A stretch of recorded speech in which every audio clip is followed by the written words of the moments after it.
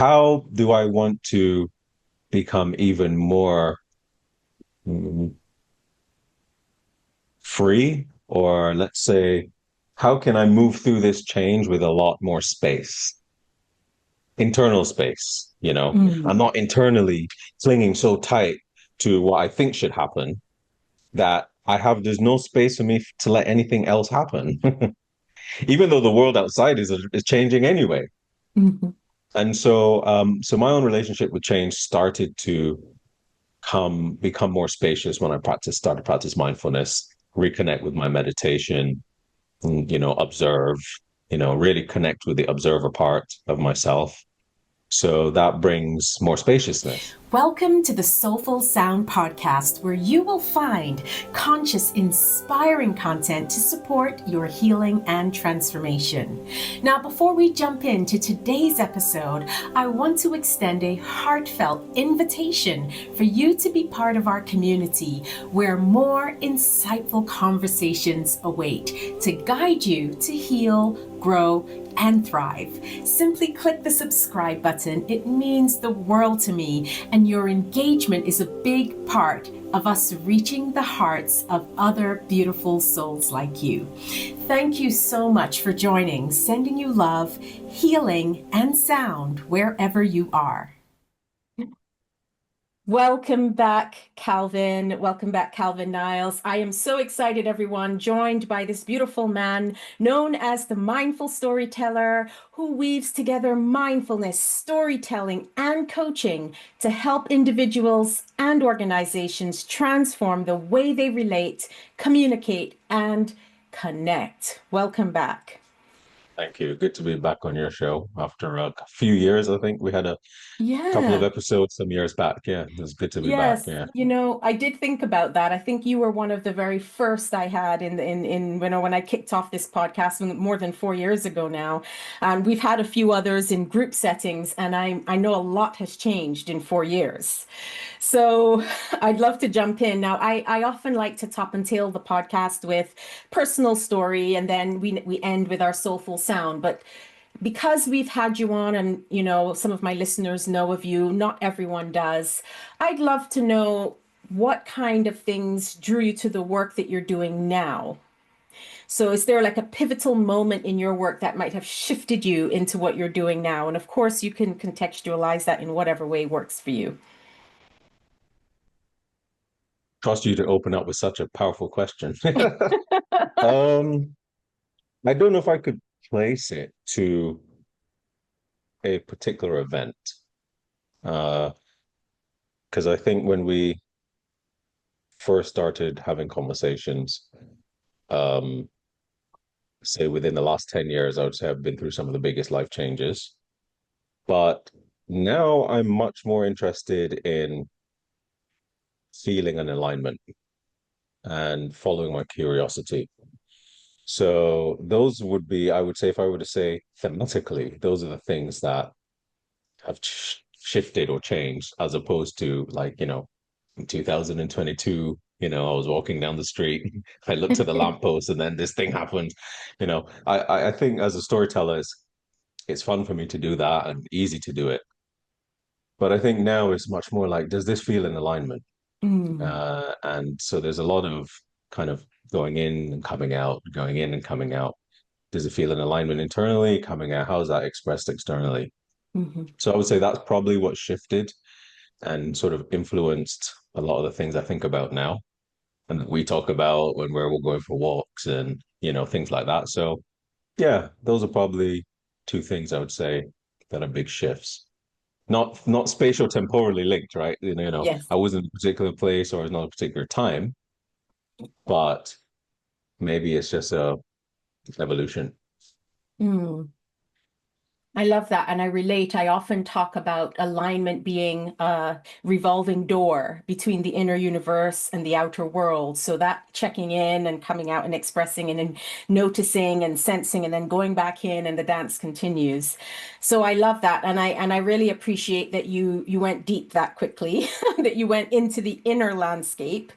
Not here's what happened when I went to the park and now I know this. It's I've noticed a shift in the focus, perhaps in my values. I don't know if values would be the right word, leaning into curiosity and kind of following the flow and following those nuggets. So with that in mind, I want to speak a little bit to, I know you have a holistic approach to storytelling. So, how do you integrate the mindfulness piece into the storytelling work you do, especially with leaders and organizations, because that's quite a powerful, slant in those environments? Hmm. No, another banger. Um, I think the thing is, a lot of the way I kind of like to focus the work is on the individual, right? Because, I think of like, if let's say organizations, I work in a technology company, I've supported change makers in nonprofits in the past, in the charity sector in the UK, all these different groups, but people have a mission, they have a goal, they have something they want to achieve. And systems change, making the world a better place, all these things are on people's minds in different ways. However, we can't really change a system without changing ourselves first. The two go hand in hand, actually, so they're connected. Um, but fundamentally, the way the world operates, let's say, is a function of the collective individual level of being or resonance or thinking or showing up in their work or however, how they communicate and so on. So a lot of it is individually focused first. What is it that you really want to say? So, for example, if somebody says, "Oh, I have a story I want to tell," great. Stories are good, and they're so useful in so many different ways. And you can use the narrative arc for self-discovery to explore parts of our experience. We can use the narrative for conveying information in a way that lands great with the audience and everything in between. But what is it you want to say? And why do you want to say it? So if we start at making the world just a better place and help me tell a story to help get my goals across, my vision across. If we start from there, that's okay. A lot of people do, but that's actually the end. Hmm. That's the end of the cycle, as opposed to a linear end, the end of a cycle of evolution that a person or individual goes through. Ah, right. Yeah, I become more aware of that. I become more in alignment with my values. So you talked about values. And so something I think about often is like, what are values for people? What are their values? What is it that they really feel in integrity with? And that's where the alignment with values comes, to your point. However, I'm probably going to start going off now, so I'll curtail that point. But values are just what we hold as important. They don't have a quality of being good or bad. you know.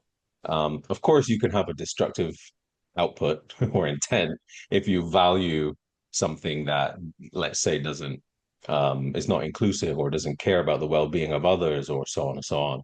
Hmm. So the question then becomes, are you in alignment with your values as you're telling your story? Is the story conveying something that's coherent, that's in integrity? And then is the outcome constructive? So those are some of the things that get people to go in and out as well. So I try to encourage that in and out dimension. So it's not just sales, Hmm. you know, um, or it's not just the mechanics of sales, shall we say. So that's how I like to try and integrate these pieces. Um, and if you think of it in a really practical way, it's not that hard.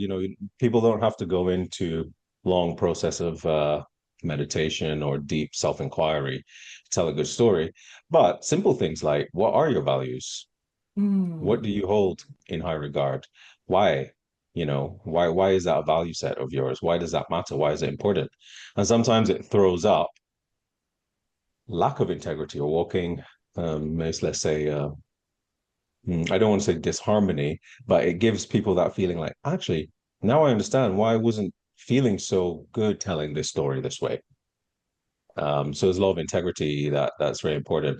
And for me to bring that into organizations, it matters because then it helps the companies to be better ultimately. If Mhm. people realize that, hey, it's something my company's not doing well, not doing right, then you become a change maker inside your organization. Yeah. That makes sense. And actually, I want to touch a little bit more on it to have a greater understanding because you spoke about working with the individual. So if you're in a company setting, the individual, the person wanting to make the change within the organization, whether it's executive management, CEO, founder, all those kind of let's say levels of corporate titles and so on. I'm curious how deep you go in the personal experience there. Is it exactly the same as across the corporate structure? Yeah, good question. Some people are, I mean, let's look at it like this. If you work in a big system, any system, you work in a government, you run a local council, you work in a big corporate organization or something like that, there is a collective entity already there, right? So people are looking for coherence within that. So often it's about looking for value alignment. Also is looking for the coherence that already exists in the business, as opposed to that individual going through some radical self-inquiry that doesn't fit with the direction of travel for the organization, right? Mm, So there's um, an aspect of a new government that's come in that wants to make some meaningful change in a policy area. Um, why is that change happening? Why is it relevant? What do they want to improve?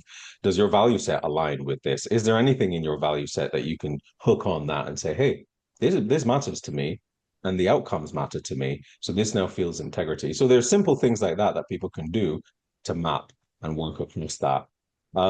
Sometimes it is from the messaging. So what's the key message that the organization is trying to get to its leaders or to its customers or to its audience, to the public, to the voters or whatever? And as you as a storyteller, for me, if that is really far out of your value set or your messaging is not feeling in integrity, and I note that I'm using the word feeling because there's a component that I like to bring in which gets people much into touch with what they're experiencing and their feelings. I don't know. Does that feel right? Does that feel good? Does that feel authentic to you? And not every single instance you will be able to get that feeling. So mm, you have to look for it. You have to look for the outcomes of the policy or the outcomes of the strategy or what you're driving at, and then align that with something that really matters to you to help to try and find. It's kind of like benefit finding in psychology, In psychology is mm. this thing, benefit finding, they're happier, they're healthier. Why is that? Because they're looking for the positive pieces. And sometimes it might come to be too far out of alignment for people. And then if that's the case, then they can make different choices. Yes, of course. Yeah. But it's What I more for me, and I just want to say that last point here is it's more important for me to see more people showing up authentically and with integrity in what they're doing than it is to give an amazing storytelling nugget that's going to make them sound great, but not really have a good outcome for, like a constructive outcome for their engagement or interaction. Mm, yes. And what I was going to say, you kind of brought it even further home is, in the work that I do, it is understanding resonance and entrainment. So that frequency of being authentic or feeling in integrity or really kind of understanding the vision or the why behind the story or the outcome, it creates a resonance. It creates something from a frequency level that when you're then in with other people, the resonance can help entrain them into the experience before you even start telling the story.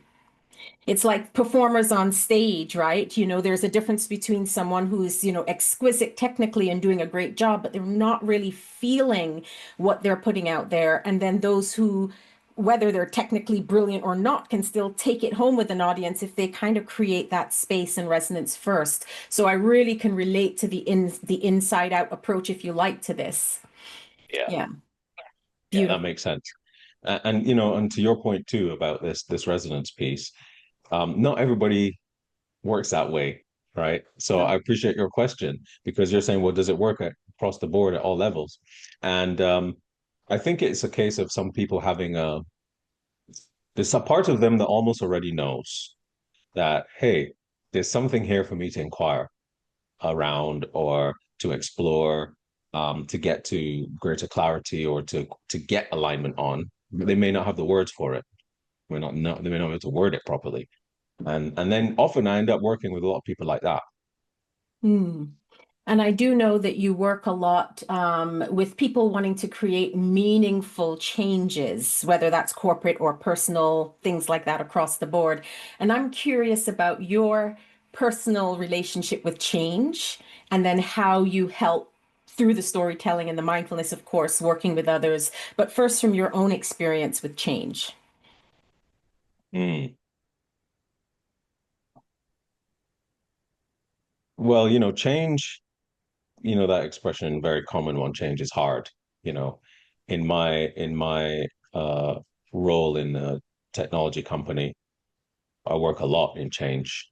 And often, people think of change as something external, which it might be, but it's more the way we relate to the change that's the key, right? And so for me, my personal experience is that um, change, the relationship with change fluctuates depending on my level of attachment to what's changing. So let's say, I don't know, I move house, which I have, it just so happens. Yes. So I move house depends on the level of attachment to that house. And also the level of attachment of what I want that house to be for me in the future. So there's a now piece, there's a past piece, and there's a future piece. But the attachment often is to do with what we have in our heads, our ideas of what things should be. So for my personal relationship with that has become a lot more loose over time. I think just by dint of the fact that, I'm an international citizen, like, our families moved around a lot, Mhm. growing up. Our parents had jobs in different countries, in the UK in the 60s, in the US in the 70s, in the Caribbean in the 80s, to the UK for some of the family in the 90s and some in other parts. So, and in that comes a lot of change of where you live. So I would say maybe there's a predisposition or favorability to being able to move with change a little bit more fluidly. I used to work with a guy in Oxford who um who can trace his family roots back to the village that we were literally in, like 5 minutes down the road from where we were. Not far from Didcot, not quite Didcot, but it's a small village nearby. And his there's a pub that he drinks in that his great great great great great great grandfather drunk in. In fact, I think he can even trace his family to being closely linked to the founding of this pub, right? Compare that to, say, somebody or a family like ours, right, who's already moved around quite a lot, who's lived in different diasporas and things like that. There might be a different response to the change. So for me, I would say there's a natural predisposition as the foundation, you know, but then you have to make choices after that. How do I want to become even more free, or let's say, how can I move through this change with a lot more space, internal space? I'm Mm. not internally clinging so tight to what I think should happen that there's no space for me to let anything else happen, even though the world outside is changing anyway. Mhm. And so my own relationship with change started to become more spacious when I started to practice mindfulness, reconnect with my meditation, observe, really connect with the observer part of myself. So that brings more spaciousness because actually you're watching changes in a meditation, at least in mindfulness meditation, breath and body awareness, and you're watching changes happening right there. Your body temperature is changing, your pain is coming and going if you're sitting for a long period of time. thought comes and then thought goes. That's a change. And so the observer part of us and part of me, um, I start to strengthen that, the awareness there. My relationship with change becomes much more spacious then. It doesn't become easy necessarily, right? And that point about the fluctuation that I was saying, sometimes depends on my relationship with the thing that's changing. They'll influence how spacious that my inner space feels through that change. So when I think about change, then um, connecting to the outside world, or even people going through change in big companies, and you know, um, the companies are having to change now faster than ever because the world is changing faster than ever, or so it would seem anyway, right? Mm. Systems are changing. The way technology is changing so fast we can't keep up. The way we live, the way humankind has lived is changing faster than ever before because of our societies and the shifts that are happening there. So then companies have to keep up, policy has to keep up, which often lags. And so you have these changes that are happening so fast. So a lot of it is, how can we bring constructive attitudes to the change that is happening? How can we be empathetic to the change? Because if change is hard for me, then maybe it's probably hard for you. Mm. If change is difficult for me, it's not necessarily going to be the same for you, the experience of it. But at least I have that empathetic lens, okay, well, yes, it's not going to be easy. Yeah. So there are a lot of change models out there to help, you know. But if you can really identify, so actually now you're making me think about it. You're making me appreciate actually the personal change. So this is a perfect encapsulation, the personal inner and feeling of something and how it connects to the outside world. Because, you know, a model is only as good as the person's experience with the real thing. A model Yeah. is abstract, it's a framework. But if I give you a model of something where you can't identify with the experience of it, it's only intellectual. You can't Mhm. build empathy through intellect. You have to build empathy through identifying through your own experience. Mhm. And so actually appreciating the question. And I think that's what helps to make managing change anywhere a little bit more spacious, a little bit easier, as we go through. Doesn't make it easy necessarily, Mm. but how we relate to it. And I often, this is one of my common expressions. How we relate to it comes up a lot in my language because I think it's how we relate to a lot of things that determines things, and outcomes and perspectives quite a lot. Yeah, that's beautiful. Really encapsulating micro and macrocosm of, again, coming back to what a beautiful actually story for me there to weave in the importance of the integrity again and your authenticity and alignment. It kind of is really speaking to those pieces. And I'm also curious about, I mean, maybe you can share some of the common challenges that people have around storytelling. Would you say, and I mean, maybe you don't know stats on this, but from your personal experience, would you say the inner landscape piece versus the outer, here I have to tell my story, communicate it, here are the techniques and so on, which is the part that brings the most challenges in the work so far with those that you work with? Mm. I should have known you'd be asking me some of these power up questions. Um, which is the most challenging for people, whether it's the internal domain or the external domain? Is that a question? Yeah, yeah. Hmm. I think most people get the external domain from the point of view of, like, people know how to work with models and templates. They might be a little bit different. Instead of ABC, it's ACB. You Mm. know, the organization of the Lego bricks are different, and you create a different shape. But I understand that as a concept at a conceptual level. But if I'm telling a story that is about something I care about, and it really matters to me, so a lot of it, let's say, you're always telling a story to a person, no matter whichever way you look at it, right? And so we want to get that story across in such a way that it resonates and lands with that person, especially if it's a kind of strategic storytelling. And I often say in most cases it is strategic in the sense that there is some outcome that you want to get from the person engaging with the story.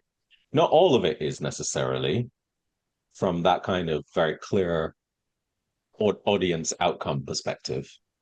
Sometimes, like in narrative therapy, just being able to tell your story is good for you as the storyteller to make sense of an experience, to help integrate something, to help connect dots, to help develop a new perspective.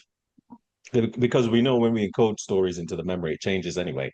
You know, the way I remembered something 10 years ago, the way I remember it now is going to be different. And it's because of where I'm at now, you know. So it's a bit like wake turbulence, you know, if you encounter that at a different stage behind the boat or behind the aircraft, it'll feel different. It'll look different. It'll be a different shape. It'll be a different size. So, so the internal part is, I would say, probably more challenging for people, isn't it? I mean, especially if it's something meaningful to them, right? And also, people struggle with things like vulnerability, which is a big thing. You know, I come in a mask that presents me as a CEO. And I don't tell vulnerable stories at work because why should I? I'd look weak. My team see me as this strong, forging leader, you know, and I can't tell them about my uh, imposter syndrome or whatever. So people to have people reflect on their internal dimensions is harder for them.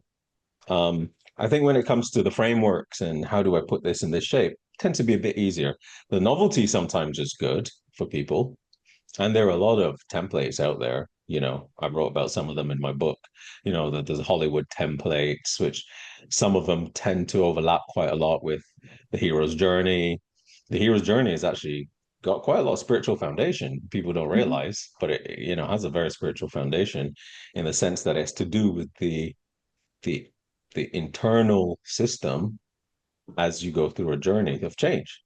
Um, but the template works. You know, there are millions of story well, okay, maybe not millions, but quite a lot of storybooks out there now, or should I say books on storytelling, which have all kinds of different models and approaches and frameworks. So then people pick something up off the shelf, there's novelty there. Oh, cool, because we need novelty to learn. Novelty boosts dopamine. Dopamine makes the memories more sticky. I love learning. You know, I personally love learning. So I'm always learning, always reading something, always writing on something, always watching something because I like to learn. So the novelty aspect is good and it's fun and it helps to really make the information sticky. You know, as people would say when it comes to coding memories and stuff like that. Often using advertising terms now. So, so from that point of view, actually learning the external parts and the frameworks and the things to apply to what you want to say and share, they're fun.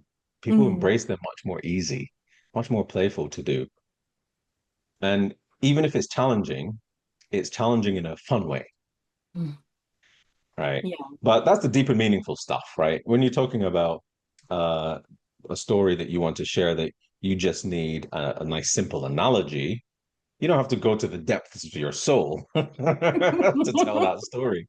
You know what I mean? And so because you don't have to do that, then it's different for people. But always the internal dimensions are always going to be harder.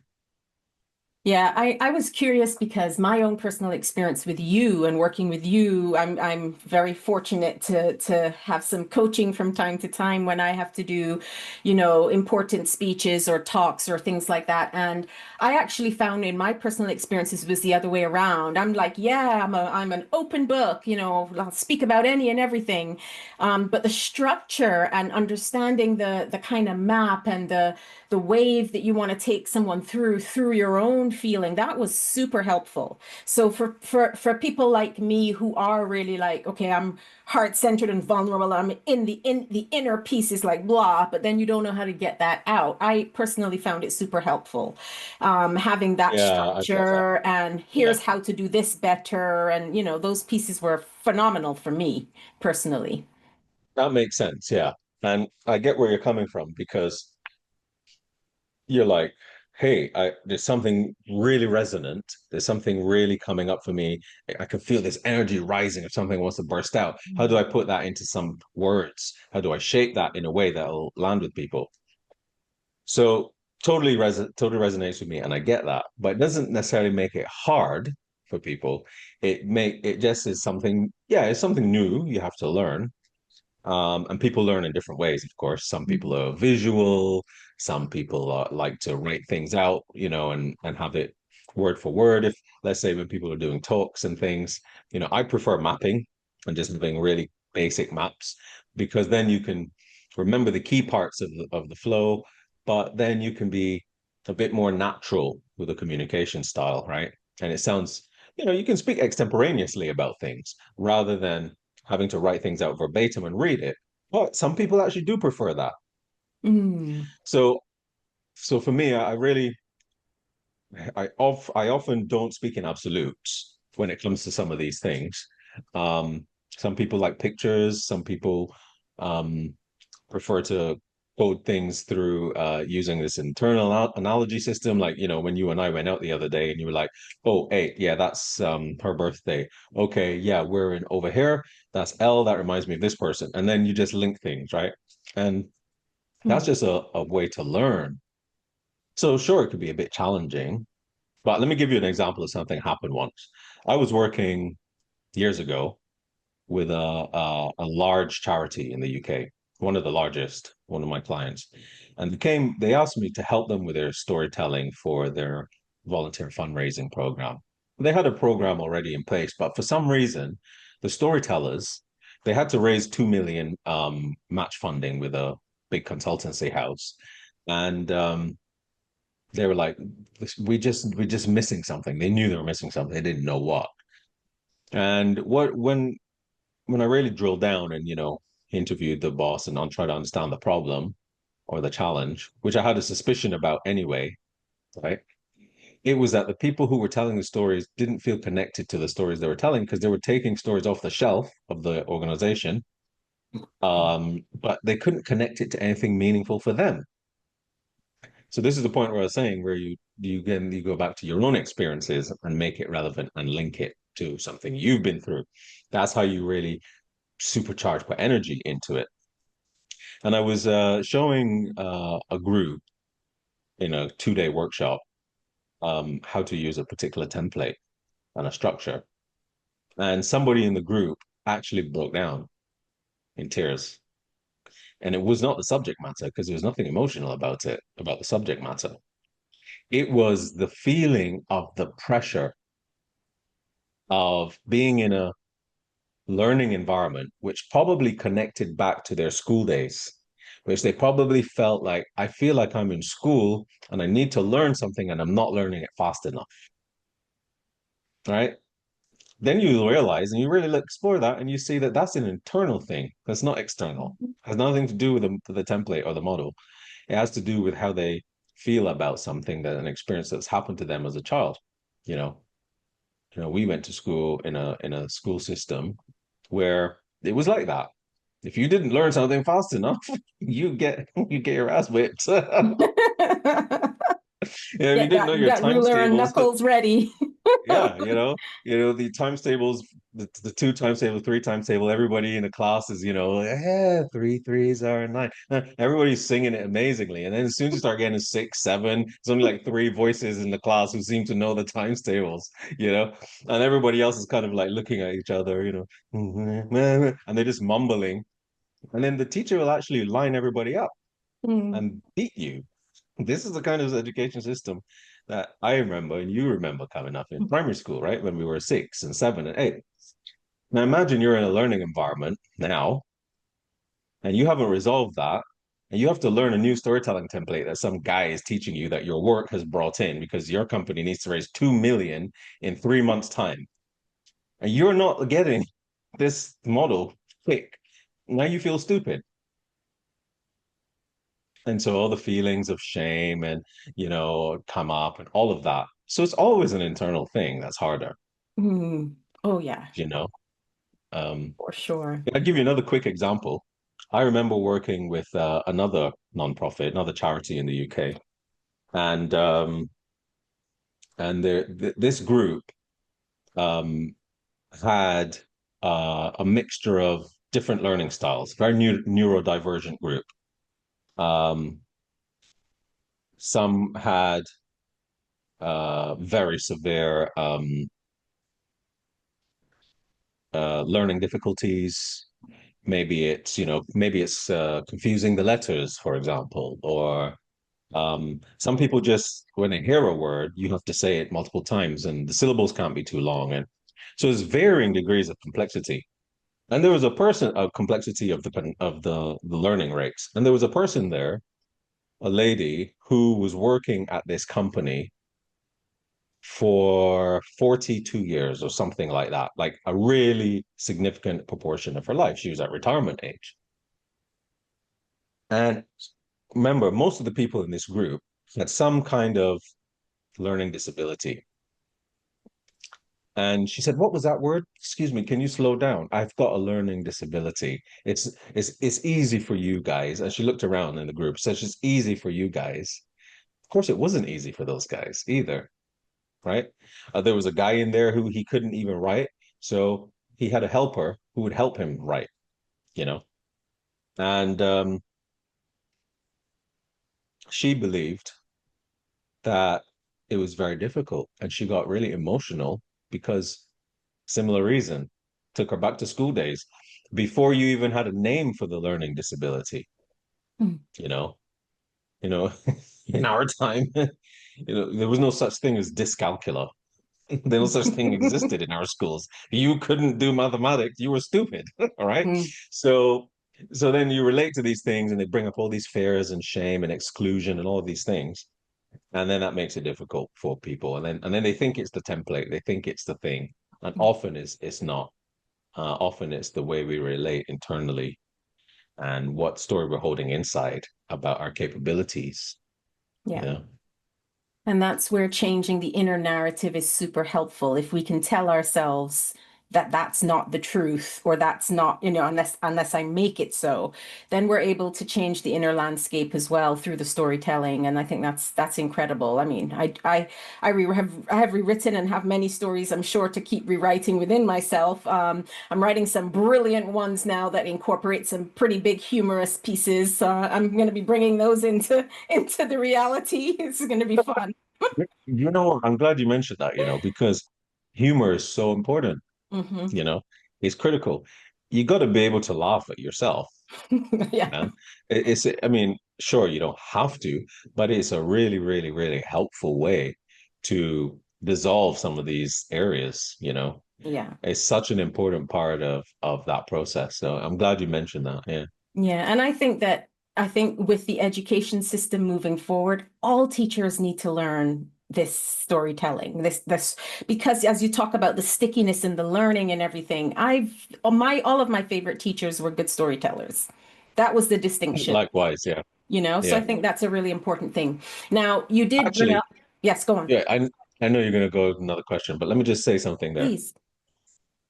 um Teachers, from my experience anyway, are only there, they're not really there to teach you the subject. They're there to inspire you to want to learn it. Because we self-teach. Most people actually teach themselves. I mean, sure, you need a book and you need a framework, you need a thing, you need someone to explain. Sure. So yeah, the teacher does teach to a point. But if you don't want to learn, you have no passion or love or curiosity about a subject, you're not going to learn it. Doesn't matter Hmm. how good your teacher is, you know? We had some of the best teachers in particular subjects when it came to understanding their stuff, distilling it to simple information. But some people just didn't want to learn it because Hmm. they were too strict or whatever. And Yeah. then the other ones who hold the best stories, really got you curious, who inspired you. Yeah. You go off and you learn. You come back and your teacher's like, how did you know that? I read a book. I did my Mhm. homework. I did more than my homework because I was. So the teacher is inspiring you. Learn. Stories help inspire. So stories Yeah. inspire. Oh, yes, for sure. Yeah. And I think then I mean, maybe we can talk about this because we are going to come to your book because you did mention it. So I'm putting a pin in that. We're going to come to it in a minute. But before we do, I'm sure in your work you would have come across let's say archetypes that you can say this is the type of storyteller that you are, this is the type of storyteller that you are. And I know these things are not fixed and they're not rigid, but I was really curious because I recently took a quiz on storytelling archetypes and it was apt. I was like, this is exactly the type of storyteller I am when I read the information about it. And I know that you're developing so many amazing things with it. So I'd love to kind of segue into that. So we spoke about storytelling. Let's talk about storytellers. What are the types, if you want to share a few of those archetypes so that people can start to resonate with, okay, I can see why I would be this and how I can develop it or whatever you think is relevant. Yeah. Was that quiz mine, by the way? Yes. Workplace storytelling archetype. Yes, your Yeah. quiz. I should have said that. No, I took somebody else's quiz. You have one? Yeah. I took your quiz, of course. And I was just like, yeah, this is amazing. Yeah. Yeah. So I developed a playful quiz to help people kind of go, uh, what's my storytelling style when I'm at work? Mm, Because as I mentioned, I work in a large international organization and I've mentored probably 30 people in the last few years. And all around becoming better storytellers at work. Their needs are different, some are very technical and in which case really then they really just need to simplify and make the story simple and memorable. Some people really want to build connection with their teams, and that's really about that interpersonal connection. So that's really important. And what I realized is that people have just totally different styles. And, maybe what if I knew what my style was, my archetype, um, and what situation it lent itself best to? So I developed some storytelling archetypes, a playful way to start to get people curious about their style. Okay. I mhm, mean, these things, aren't, to sign your life away on. They're just mirrors for us to go, oh, here's where I tend to show up most. mhm, So there are probably about 13 archetypes inspired originally by Carl S. Pearson's work on archetypes, whose her work was inspired by Carl Jung's work on archetypes.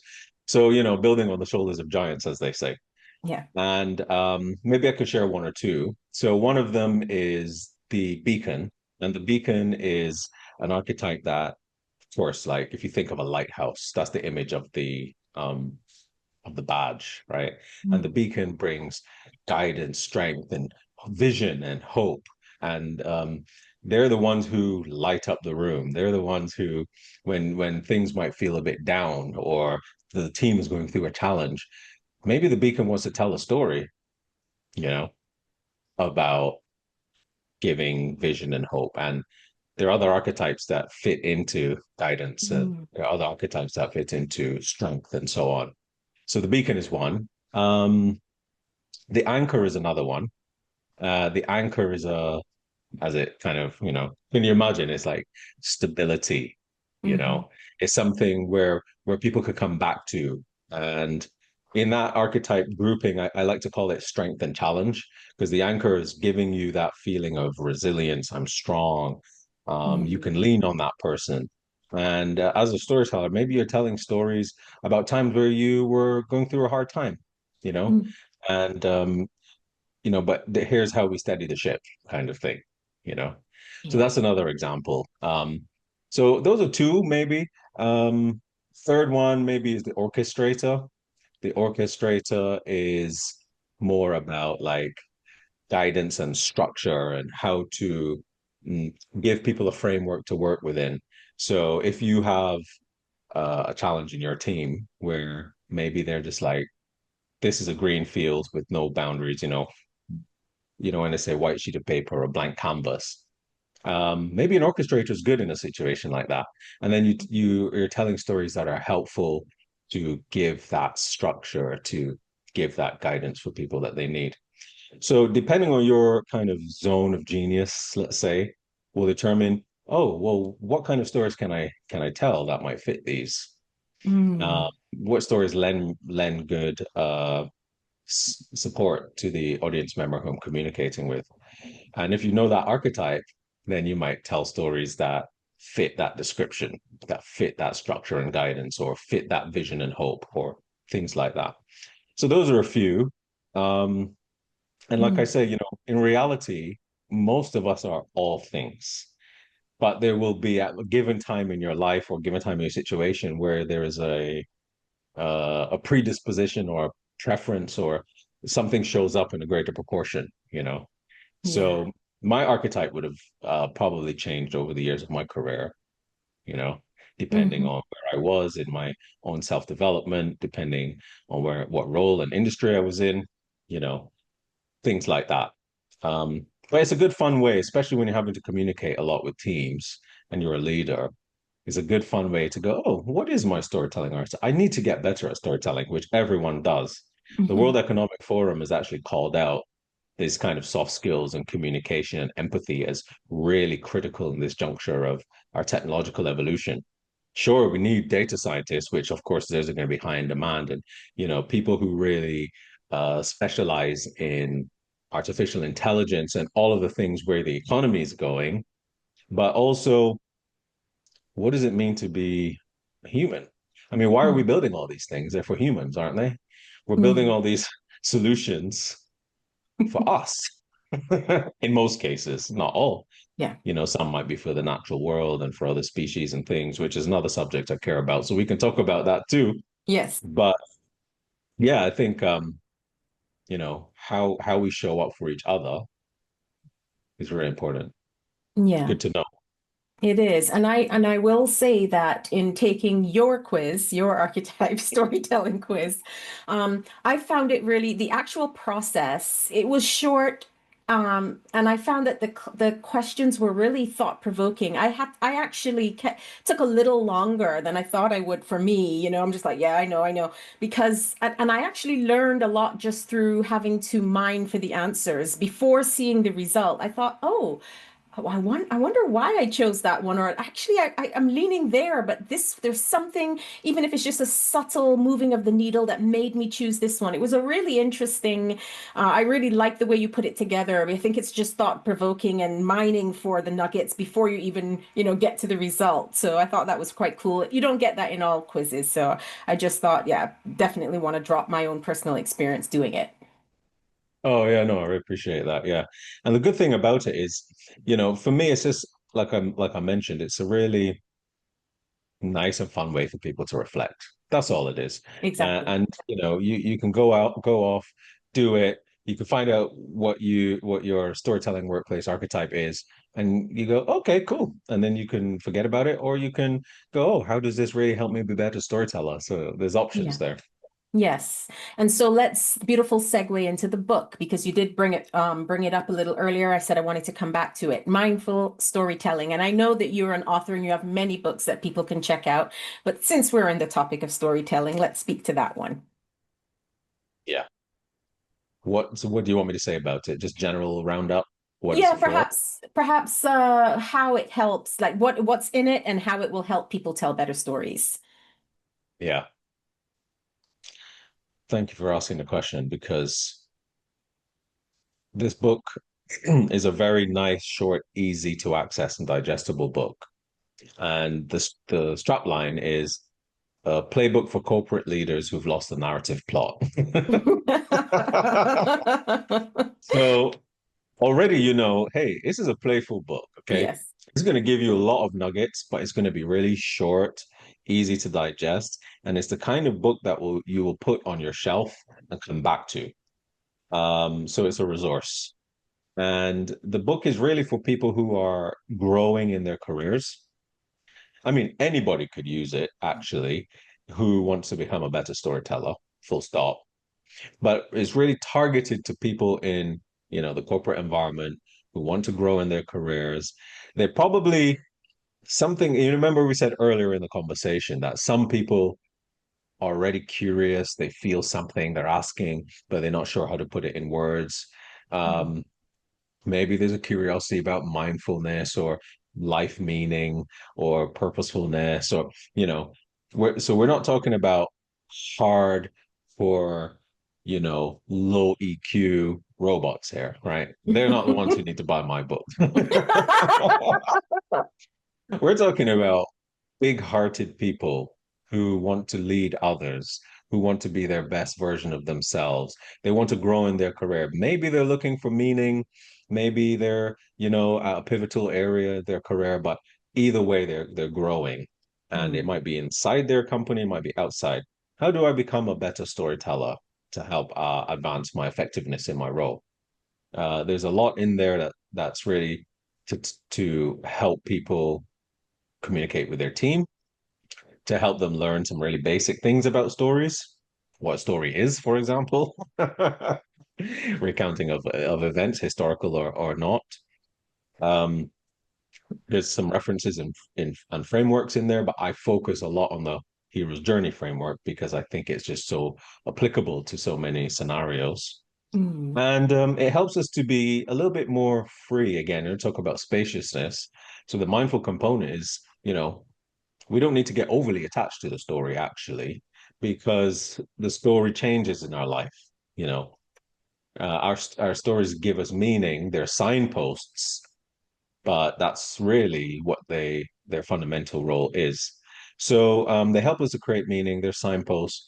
That gives us more space to experiment with a story. Imagine you're a leader and you think, I need to be this kind of person because you've seen somebody else do that. Well, maybe you don't. Maybe you could try something from this book, and Mm. maybe you see audiences differently. Maybe you're not speaking from a stage to, a conference of 600 people or 1,000. Maybe you're just speaking to one team member. Maybe Mm. that one team member is just your audience and you want to tell them a story that's really going to help them. It's Yeah. quite a common scenario. People don't realize. Actually, sometimes I'm just mentoring a team member or supporting them to become the best version of themselves, or to inspire them, to show them that they can do Mm. it. Or maybe I want to inspire them to really exceed their goals because I see that potential. Maybe I'm helping them overcome a difficulty. There's a story in there. So I talk about story classes and story types in the book. So non-exhaustive list, but I talk about 4 overarching story classes and then at least 10 story types in there, whether it's an Yeah. origin story, and what class does that fit into? Whether it's, so you have a my story, you have an other story, you have an org story, you have a vision story. Mm. Where might I use a vision story? Change and transformation. Yeah. The company needs to show up differently in this future world. I need to show up differently in this future world. Or I want this future world to look like this, which is why at the moment I'm also now doing a lot in world building for change makers, and Mm. world building as a storytelling approach to help people create worlds and how those worlds run, often using science fiction and things like that. So my novel, for example, that's a fictional world. That world had to be built, huh? Mm. Because how do you make up a world? How does Tolkien do it? How did Inception do it? So there's a world building framework that helps people to bring that vision to life. That's not in the book, so I got to digress a bit, Yeah. but that's something that I'm curious about at the moment, and weaving into the offerings. Yeah.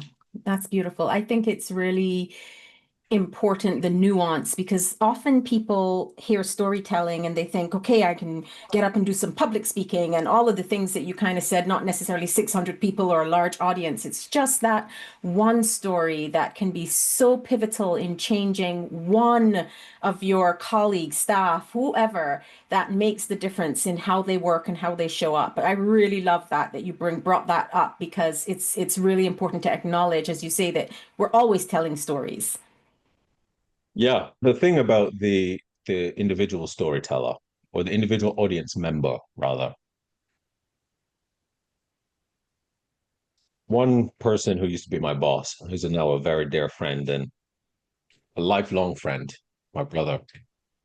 His name's Ed, and I remember once I was going through a real difficult patch at work, right?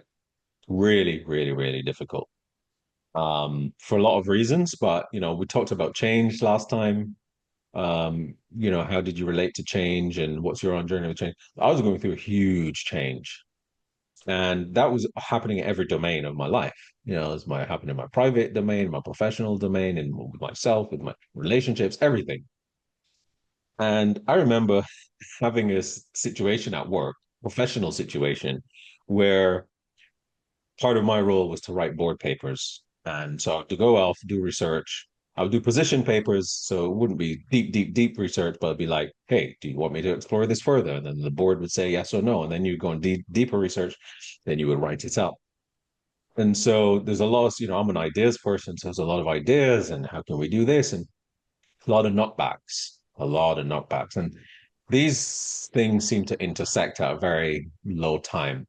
So Ed says, hey, let's go for a walk. So we went for a walk. And I won't spoil it because it's in my book. So the story is actually in my book that he told me. But he actually told me a story, ancient Chinese story of a ruler who, well, I won't tell the story. Read it in the book. But the point is he told me this story which had a moral. And it was extemporaneous. We were coming back from lunch, and he just felt called to tell me this story, which he thought would be helpful for me at that moment. And Mm. believe me, it was. Because almost 15 years later, I'm still remembering it. I put it in Mm. my book for that reason. How many storytelling professionals or even storytelling books will tell you that your storytelling audience could just be one person? Yeah. And that's one scenario. But that was so impactful for me that I had to put it in the book, Beautiful. you know? So that's a scenario in there. And there are lots of scenarios in the book. There's a story I told about when I worked in the airlines, and Richard Branson called me up. And he called me because something remarkable had happened in the company. And actually, I think this year, um, earlier this year, I think it might be March this year or something, uh, was an anniversary of this occasion.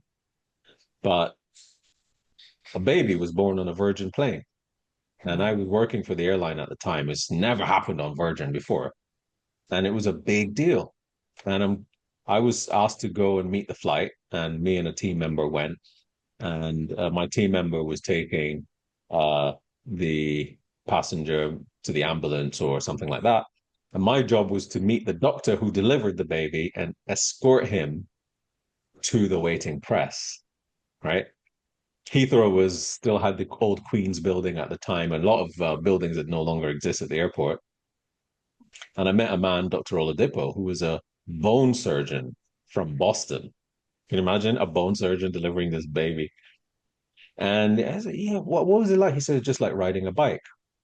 you know, Obviously he was Yes. being playful, but he said, I haven't done this since my medical training. Anyway, Richard Branson phoned me up. He says, I was in immigration escorting the doctor. He says, hi, Calvin. This is Richard Branson. I'm looking for the doctor. And I was like, how did Richard Branson get my phone number? Number one. But number two, I was in immigration right next to a sign where it said no mobile phones. So I said, Richard, can I call you back? he was like, sure. Okay. Did my number come up? Yeah, I'll call you back. But the point was, of that particular example is that that's more of a commercial example of storytelling, right? And how Richard Branson himself had his finger on the pulse, and he knew how Mm. to spot a good story in his organization with, probably over 1,000 employees at the time, much bigger now, but it was smaller back then, and was able to keep his ears and eyes open for a story because they're everywhere. So that's more the journalistic side of me, who, my media communication, wait, this is paying attention to what spots a good story, what strikes a nerve with a large audience, what resonates. Baby born on board, novelty, wow. But it's also quite sweet. And then she was given free flights until she was 18 or maybe even 21. And Beautiful. she turned 21. The baby turned 21 this year. You might have a lot of third trimester women jumping on the planes now after listening to this. Free flights till you're 18, babe. And the reason why I'm mentioning is only because of the wide variety of storytelling applications, and knowing how to spot them, how to convey them, the places that you can use them. Richard Branson wanted to capture this story and make sure that the world knew about this amazing occurrence. I took the story and used it in my book so I can share with you how to do a message map, and that's shared in the book. I told you a story about a one-to-one situation with just a boss.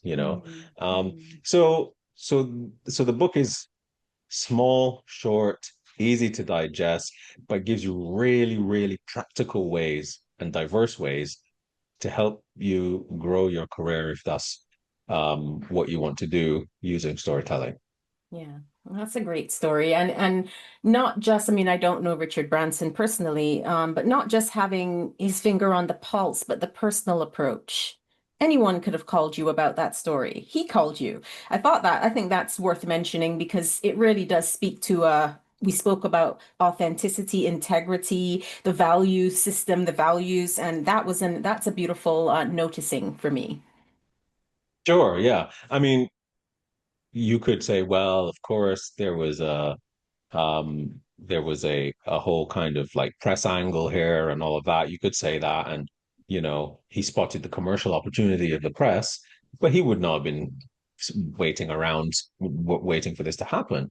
Of course. Sure, somebody would have brought it to his attention, but the fact that he had the wherewithal to call, like you say, it's important that I call the doctor. Yes. I thought that was really, really nice touch. Yeah. Beautiful touch. Yes. Yeah. Oh my gosh. So we had a few teasers and a few stories. Basically, go buy the book if you want to learn more about that. And I'm curious because I like to ask a lot of my guests with the work that they're doing. For those listening now, is there one mini practice, ritual, whatever you want to call it, that someone can say, well, look, this is where I am. What's going to help me become a better storyteller? Just or not even just become a better storyteller, but notice things, move the needle. What's one thing that they can do right now in their own space, apart from jumping into your book, which we want them all to do? What's one thing they can do on their Apart own? from signing up to my course as well. No, I'm Yes, just... we're gonna plug the course too. So what's one thing someone can just go, okay, that was a great podcast. Let's hope that's what they think, right? That was a great podcast. I'm just gonna go off into the room and do this mini practice. What's the thing that you'd ask them to or invite them to do? That's a really great question. You're looking for that silver bullet, which is always hard. Um, One thing I could say that's really helped me is Morning Pages, and that's in Julia Cameron's book. She wrote the book in the 90s called The Artist The Way. artist way. And there are two exercises that the whole creative process hinges upon. But the reason why Morning Pages, I think, is so powerful for me and a lot of other creative people um, is it somehow I see how it links to so many other things. So I'm a deep listening teacher and practitioner, and the hypnagogic and hypnopompic states, waking at the time just as you wake and the time just as you sleep, before you're not fully alert, but you're not fully asleep. Those are really powerful spaces where a lot of stuff emerges from, right? And so I'm seeing the connection there. And in this exercise, Morning Pages, you wake up in the morning and you just write whatever's on your mind. Mm. And it's hard at first because we are so used to structure and coherence. And if I say going to pick up boy, people say going to pick up boy. Don't you mean the boy? And then yeah, I've got to say going to pick up the boy. And the brain wants to put things in this nice coherent structure, grammatical order. But that's not what Morning Pages is about. Morning Pages is about actually what you write doesn't have to make any sense at all. Mhm. What it does for me is it opens up and for a lot of other people, I'm not the only one who believes this, it seems to open up the access to a very rich creative reservoir. And that access point to the reservoir seems to get blocked by things we do in our life, everyday things. Got to take the train, got to wash the car, got to pick up the kids, got to buy this, got to do this. Oh, I'm worried about what people think of me. Got this job interview, on and on it goes. These get very dense. They get very dense, and I imagine it like lots and lots of atoms getting compressed and compressed and compressed and compressed, and they compound until it turns into a nice, tightly confined cork, which corks you like a bottle of champagne. And now your access to this reservoir of creativity no longer exists. Or at least it does exist, but it's blocked by the cork. And so you have to uncork yourself. And so I would say if you're curious about storytelling and opening up your creativity is one of the easiest ways because we see stories everywhere already. You know, if you want to go even simpler, and if I can cheat and just say, look outside your window and make up a 6-word story. Mm. I just saw a woman walk past my window. Wonder where she's going. Woman walks. She has to cross the road. There's an obstacle now. Danger on street. What Mm. happens? Something like that. You start to now see how we create stories out of everything around us. So that's a really easy, accessible exercise you can do straight away. But if you want something really that moves the needle in a big way, to your point, morning pages will absolutely do that. Beautiful. That's amazing. Yes, I love that. So start your morning pages, start your 6-word stories and your Yeah, just observations. Google morning pages and you'll get some good for anybody who's Good listening, ways to do it. you'll Yeah. get some good guidance, you know, of how to do that. But it's really, really simple. You wake up in the morning, you have a pen and paper next to you ready to go. And as soon as you wake up, you write whatever's on your mind. And you do Yeah. that for a fixed period of time, or you fill up a certain number of pages. Pretty much Beautiful. it. Yeah. So during our conversation, quite a few words have been dropped about the future of the world, humanity. I know you work in a technology company, and we know there's a lot, as you said, of things shifting. I want to kind of pivot now towards what's shifting. Artificial intelligence, all the things, the way things are moving. And this is kind of a twofold question, but leading towards your own vision, what you would like to vision for this new world that we are already moving into. It's always evolving. Yeah. It's a pertinent question because, you know, 3 years ago, me and Shamash, my buddy, podcast co-host and author of Mindfulness for Dummies, Shamash Aladino, we went to Wisdom Conference in San Francisco because the biggest disruption that it's on everyone's lips at the moment is AI. And by extension, let's just call it the technological evolution or revolution might be a better word. Mm. It feels to me like an invitation, you know, for us to really question what it means to be human and what it means to really have a flourishing life for all life. Um, so, so a lot of the time I spend thinking about technology for good, right? You know, how can AI be used for good? Um, if we want the future that we dream of, then we have to transform ourselves at least as fast as we transform the technology. Mm.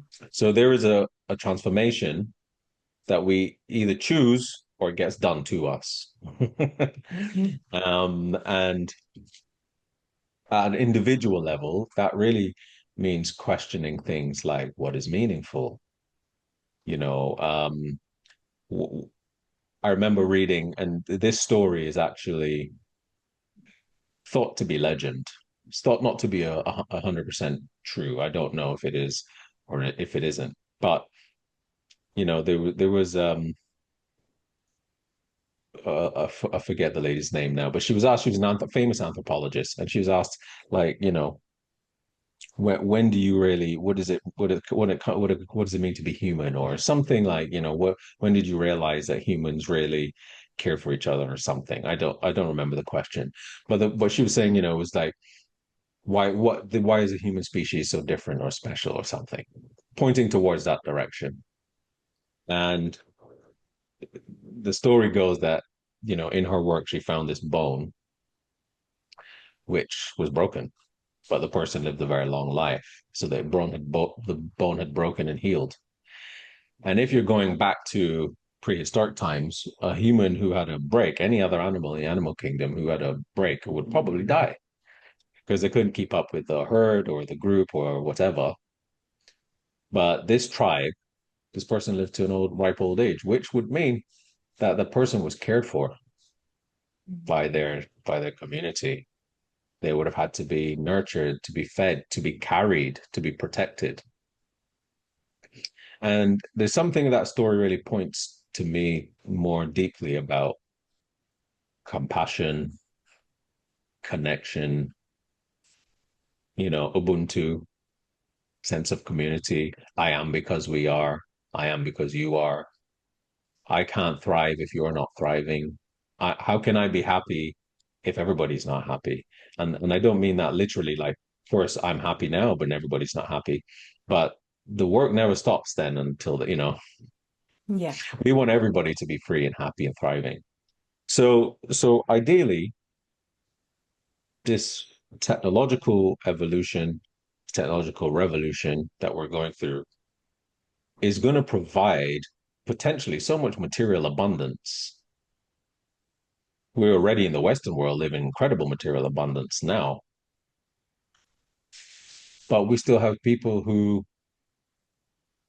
can barely survive.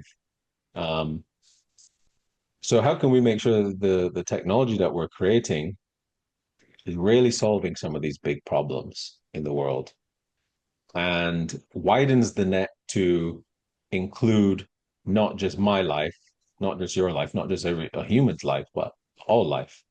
Because when we realize the interdependent nature of all life, people see it now. Bees can't eat if there's no bees. Mm.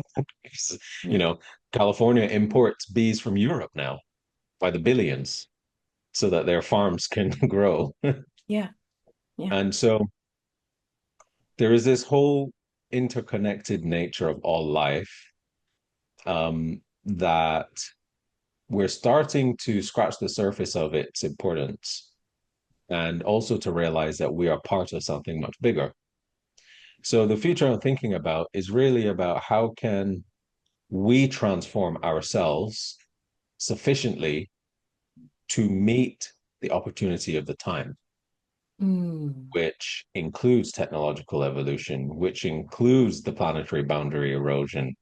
I'm pleased that the company I work for um, does a lot of good work in technology with purpose and solving problems in the environment and circular economy and things like that.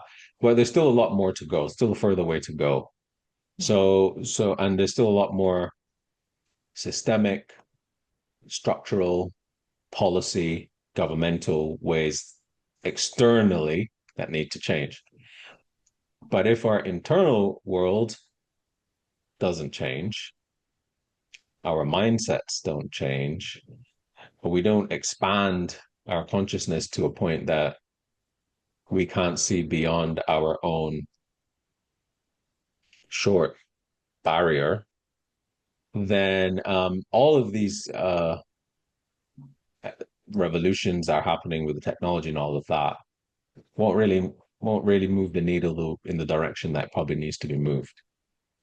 So Mm. I would say if we want the future we dream of, then we must transform ourselves as urgently as we transform our technology, at least. Yeah. Wow. There's so much to unpack in that. And it's such a beautiful vision. And it comes back to, again, the inner landscape and the outer expression. I hope I'm right in this past this old slogan, but it seems as though the Three Musketeers got something right. What, all for one and one for all, right? Well, yeah, And it yeah, really is exactly. understanding that, yes, we are individuals. And I think the more we remember the interconnectedness that we are, not just as human beings, but with nature, the planet, and all of this amazing, the opportunity to really be in that interconnectedness, then it really shifts a lot. It really shifts a lot in how we are to ourselves and then how we are with others. And being able to do that with the work that you're doing, having people look within and change the stories and create the stories and be proactive with the stories is really much needed in this new world, this vision, and it's so beautiful. So thank you for sharing that.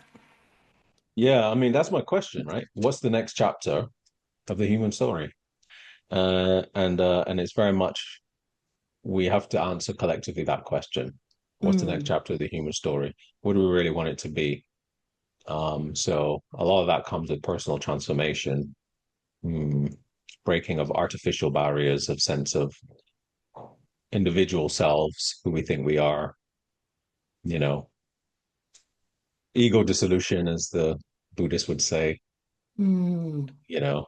Um, and I'm really happy to see that lots of these conversations are becoming more mainstream too, you yes. know, a lot more open curiosity around consciousness, around what it means to be a responsible custodian of the planet, you know, Mm, things like that. So that's becoming more mainstream, which bodes well. yes. I'm cautiously optimistic. Yes, as am I. As am I. So before we wrap up this beautiful conversation, I know that you have your Mindful Storytelling book out, and definitely we'll be putting the links to the quiz as well because I want everyone to kind of explore their storytelling archetype. Talk to me about the course that's coming out as well, so that people can know about what they can, what they can jump into. Uh-huh. So yeah, so I have a course which the first cohort's going to be live. So that's a really good opportunity to get some live interaction, some peer-to-peer discussion. And that's called Transform Your Career Through Storytelling. So it's Beautiful. very, very much kind of aligned with those questioning, curious, emerging conscious leaders who want to use storytelling to be better leaders and grow their careers. And that's going to start in October. Amazing.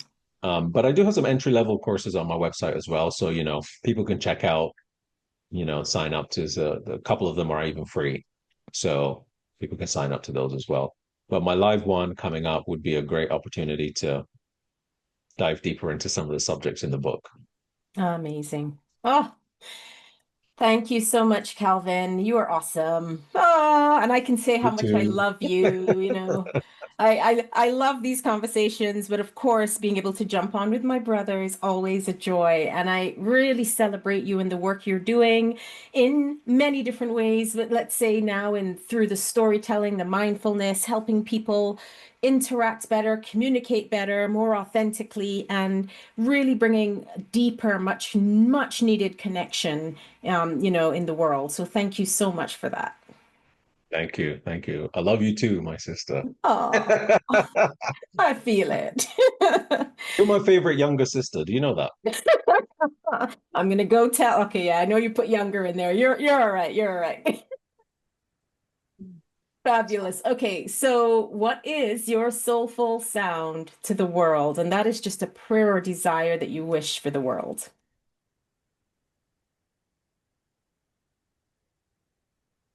Yeah, I think it's come back to oneness. Yeah. Come back to oneness. Come back to oneness. Oh, and so it is. Thank you so much, Cal.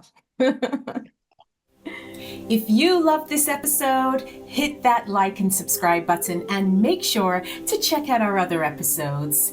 Thank you so much for tuning in, sending you love, healing, and sound wherever you are.